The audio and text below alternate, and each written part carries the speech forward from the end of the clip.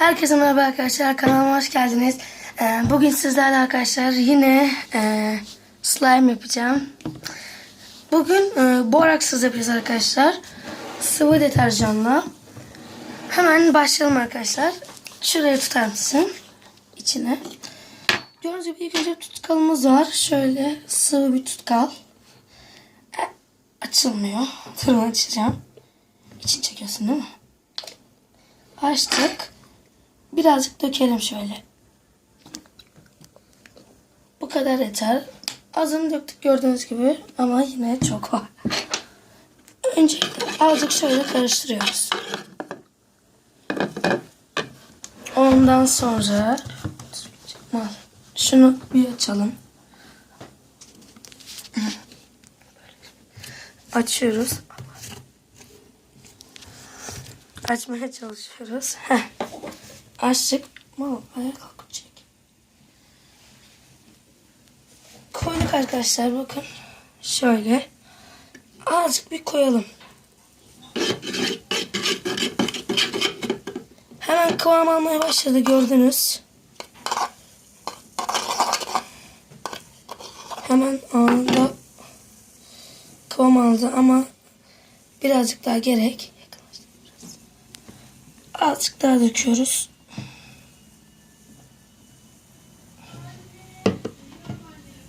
Şimdi şöyle hemen karıştırmaya devam. Rengi çok güzel, fosforlu bir yeşil oldu. Şöyle. İçinde kalan parçacıklar olanları da şöyle alalım. Gördüğünüz gibi arkadaşlar slime. Sanki birazcık daha boraks istiyor gibi. Ya boraks değil. Alışmışım boraks demeye. Boraks değil. Deterjan. Gördüğünüz gibi. Çok azıcık karıştırınca belki kıvamını alır. Ama yok. İstiyor. Azıcık daha koyalım. Şöyle. Çok koyduk yanlışlıkla.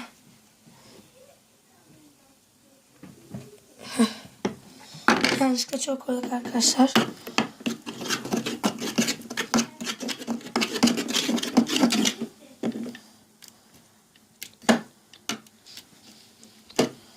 Çok güzel oluyor arkadaşlar. Devam ediyoruz. Şu an çok güzel bir renk aldı. Tabii bunun toplanması gerek. Onu böyle yaptıkça toplanacak. Şöyle. Şu kaptaki suyu almalıyız aslında da. Biz niye peçete falan getirmedik ki? Neyse artık şunu alalım. Biz kabı kenara çekelim. Şunu da şöyle koyalım. Bunu yapalım arkadaşlar. Elimi çek benim. Gördüğünüz gibi bakın. Kıvamını aldırıyoruz şu an. Evet. Olacak.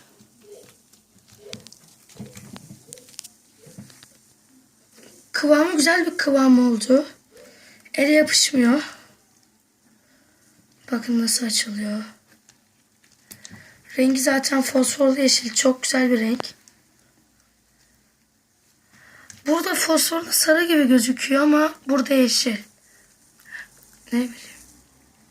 Bakın dibinde şöyle bir rengi var. Kalan renk.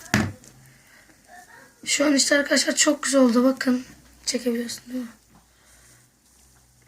Çok güzel bir kıvam aldı.